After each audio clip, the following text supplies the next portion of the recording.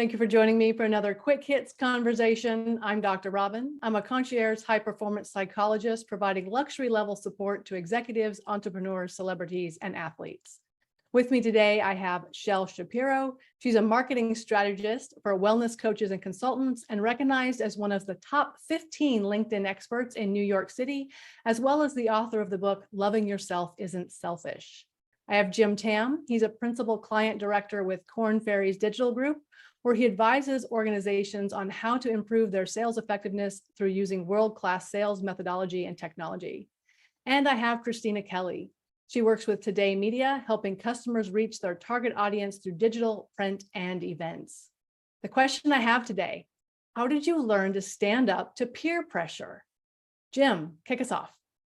Yeah, when I thought about that question, I was just thinking about, well, I guess really all depends on what's at stake. Let's say you have a bunch of people say, hey, I want to go to McDonald's, but you want to go to Wendy's. So it's really not a big monumental decision. But if somebody says, hey, I want you to have a drink with me and it's dry January, how do you not cave in? But it really all depends on how much do you need that person's approval. And if you don't, stand up. But I think a lot of it has to do with confidence in yourself. Hearing the question, I was thinking, you think about peer pressure often in the context of younger kids, teenagers, as I have one. As an adult, it is a different conversation. I agree with what Jim said. What is the context and what's happening? Oftentimes there's an event or something going on and there's a little pressure to like, oh, we're going to keep it going and go to XYZ afterwards. And you know that that's not going to suit you. So I think you have to kind of go with what feels right to you at the time. I'm a big fan of having an exit strategy before I even begin. So whether that's another commitment or I'm going to be able to do this part, but not that part, because you have to establish boundaries.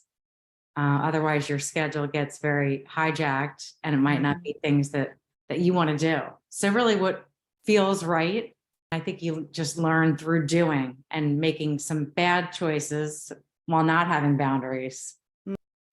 Yeah, I'm going to piggyback on what both Christina and Jim have said. When I think about what's at stake or how the pressure makes me feel, or like not just for their approval, but how I feel internally, is it something that's going to give me a little bit of a thrill or a rush of getting caught? Or is it something that like just doesn't sit right with me? And I've definitely tested the waters in the past in my younger years, but also professionally of this doesn't feel good. And I don't see a good outcome happening here, but feeling pressured to do it anyway. And I've definitely had to learn from that of like, all right, I'm going to stick to those boundaries and this doesn't feel right. And here's what I could be doing instead. And really taking the time to assert myself, to do something different and stand on the other side of the fence. And that doesn't mean that I'm necessarily going to rat them out, but it just means that I'm not going to partake in that. But I think it needs to be done enough times in order for you to be like, all right, this is a boundary for me and I'm not willing to cross it no matter what you're tempting me with. Speaking about enough times, I had a situation in my 20s that taught me something about peer pressure that I didn't even realize. I was at a party. I had had one drink. That was my limit. And the guy came around with the margarita pitcher and he was filling everybody's glass. And I was talking and I just set my hand over my glass and he went on. And the guy next to me who I was talking to set his hand over his glass. And then when he took his hand away, the guy with the pitcher filled it. And the guy I was talking to said, wait a minute, she puts her hand over the glass and you say, okay, fine, you pass her by. I put my hand, you fill it. Why? And the guy with the pitcher said, because when she says she had enough, if I give her more, she wastes it. If you say you've had enough and I give you more, you drink it. Interesting. And so there's something about having a boundary and maintaining it that makes people not push it as often. Because he had obviously seen me do that, where I had said no and he had given me more and it got wasted. When I think about peer pressure, obviously you think about teenagers, but I think there's this longing to be accepted in getting approval from your peers. But I think as you mature and then you have a lot more self-confidence and then you start having your values, to what Shay was saying about this, that line that you don't want to cross.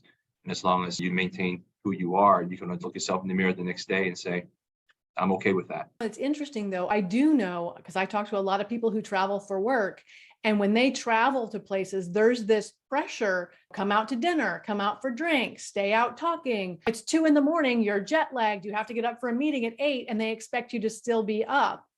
I see that happen all the time. And when I ask people, why do you give in to that kind of peer pressure? They're like, well, I kind of have to for my career. And I'm like, but why? What are your thoughts on that? I agree with that. I don't travel much, but I have been to conferences and situations where dinner is kind of expected as part of the plan. Mm-hmm. I think that, as Jim said, when you're not looking for acceptance, you care a little bit less what people think. Mm.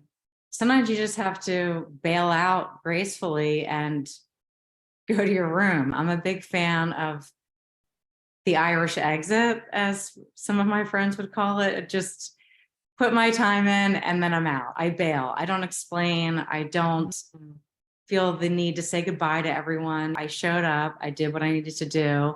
And now I will go to sleep because I want to feel good the next day. That's interesting, actually, that you said about your exit strategy. When that's come up for me, I have to let people know my plan before I execute. And so I will go into it. If it's something that I know I don't want to stick around the whole time, I will announce at the beginning, okay, I'm only staying for 15 minutes and then I got to go do this other thing. That way, everybody already knows what my plan is. Even if I do end up having a better time, then I get to decide without feeling the pressure. I do believe that there is a norm in terms of work, in terms of being able to let people know who you are outside the office. And I think it is encouraged that you should take advantage of some of these opportunities if you've been invited, because eventually you might stop getting that invitation, and it could also alienate you from your coworkers, as well as miss out on opportunities for advancement.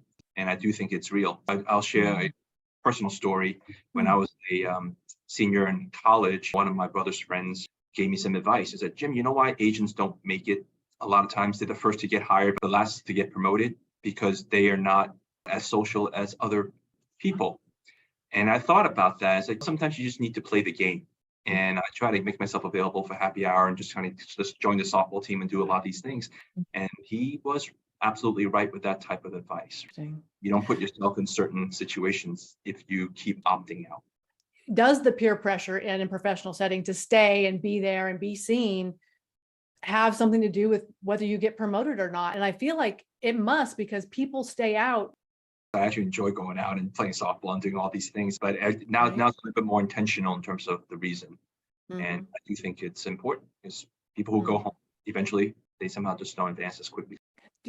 Ladies, do you find that if you do leave a situation like that, have there been repercussions? Have you gotten feedback like, oh, you should be here more? I think in some scenarios, it's added a little humor where someone will be like, oh, what happened to you last night? We went from A to B. And it doesn't happen often, especially in sales and being in certain roles. You could be social 24/7 every night of the week if you wanted to. And you have to weigh what's important. Is getting a yoga class important, or just having 3 hours where I have nothing on the calendar? That's okay too. It's okay to say I have plans, and they could be to do nothing. And I think that's important. I think it can have the opposite effect too. If you leave early too often enough, or if you don't participate in certain things, as Jim said, you might find yourself not getting asked to do those things again, or to join again, and you lose out on those opportunities for growth going forward. But the opposite can be true too, where if you go out too much, and if you're a big partier, or you just let your hair down a little bit, and then people get to see a different side of you than they would in the office. And if you do that past a certain point, then people might not invite you either, because then you're not functional the next day, or because then you're coming off in a way that doesn't represent or bode well for the company. So I think you have to walk that fine line of what is acceptable and feels okay for you, and that boundary, without crossing it and doing yourself a disservice either way. Well, I think we've really highlighted why peer pressure is a thing, and how hard it is to kind of decide what's right for you and what's not. So thank you so much for having this conversation with me. And I look forward to speaking to each of you again really soon.